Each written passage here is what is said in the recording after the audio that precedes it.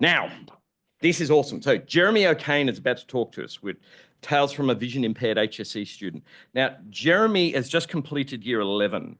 He's already finished Maths Extension 1 and Maths Extension 2 HSC a year ago. He was born with bilateral cataracts and microphthalmia and later developed glaucoma, but it has not slowed him down in any way whatsoever. Obviously very academic. He will be completing his HSC next year. He tutors students. He's a strong advocate for his own disability accommodations and learning needs. He'll share his experience and advice for other school students, parents, teachers, and carers. And he's forgot to include in his little blurb, he's also an awesome musician. And I'm hoping that he's going to spruik his Spotify feed at the end of this. But please come up, Jeremy O'Kane.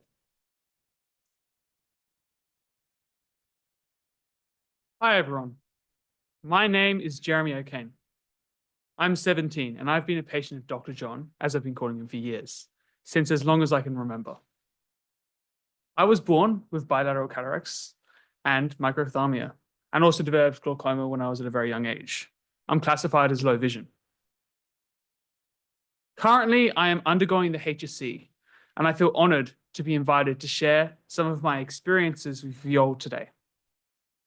I have some unique insights because I'm doing it twice.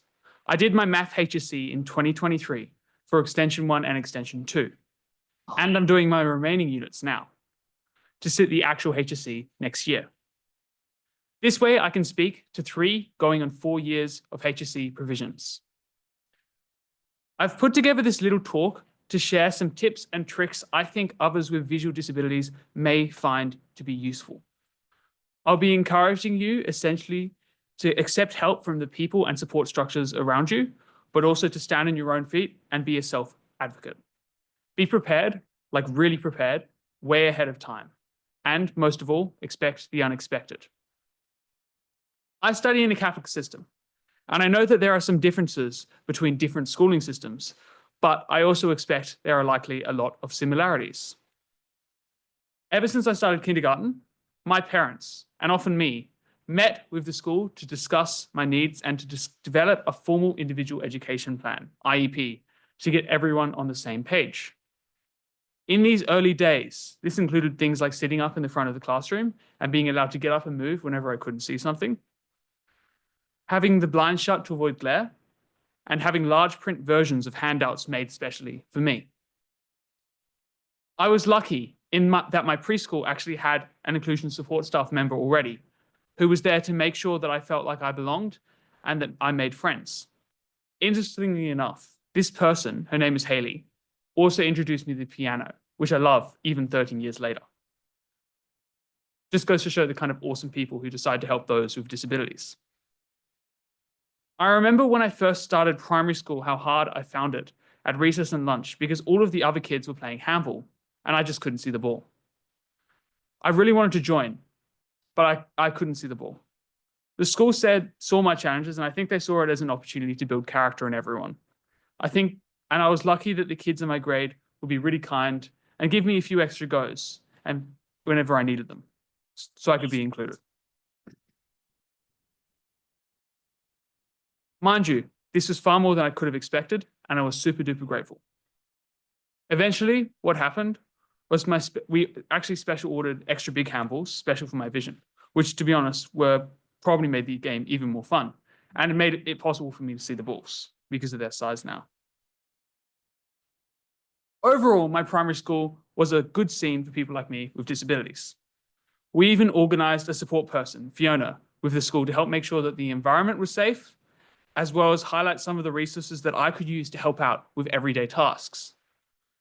The reason I'm telling you this is that this story gave me a good foundation to ask for what I need, the ability to see the ball, because that's the only way that a fair and equitable arrangement could be made. The kind of arrangement that is entirely impossible without adequate lines of communication between all parties. When I got to high school, my parents and I had to work with the teachers to formalize my accommodations. I had to work to fit into a larger system. The diverse learning team at my school has been a massive boon in keeping me on top of these issues and allowing me to achieve my maximum potential. We've had many discussions about what I need to ensure my HSC success. The value of a support team, such as the one at my school, is incalculable. And I'm aware how advantageous a group of professionals like this for students like me with disabilities. I feel lucky to have the learning support I get, and I don't feel any shred of unluckiness about my disability. I'm aware that such support isn't in every school, or isn't even evenly offered to all students with disabilities, which frankly shocks me. I certainly don't have all the answers.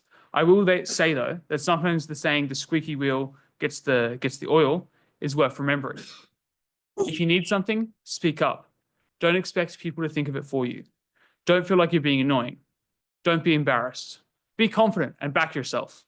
My dad has always said to me, he has the same disability as me, so he knows what he's talking about. He says, ask for what you need, but nothing more. And if your school doesn't support you, then you can reach out to NESA to get advice with nesa.newsouthwales.edu.au. I cannot stress enough my recommendation for those with disabilities to reach out and get support as early and preemptively as possible, especially as you get closer to the HSC, as there are strict deadlines, after which support is no longer on offer. Oh, and it's one thing to get the accommodations, but it's quite another thing to make sure all the accommodations actually occur logistically according to plan. I learned this the hard way. Funny story. Well, I did my math HSC exams 2 years early. I was in a class of kids 2 years older than me, and I was holding my own.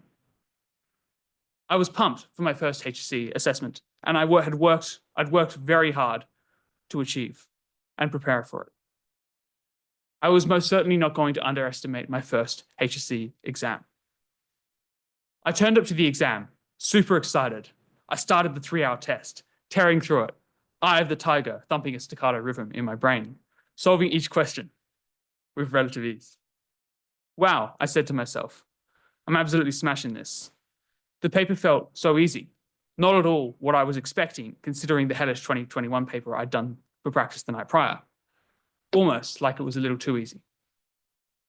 I had an hour left on the clock when I reached the final question, which granted, I think some people guess, which granted was pretty hard, but I took my time, focused, and I just got it, finished as the hour was up.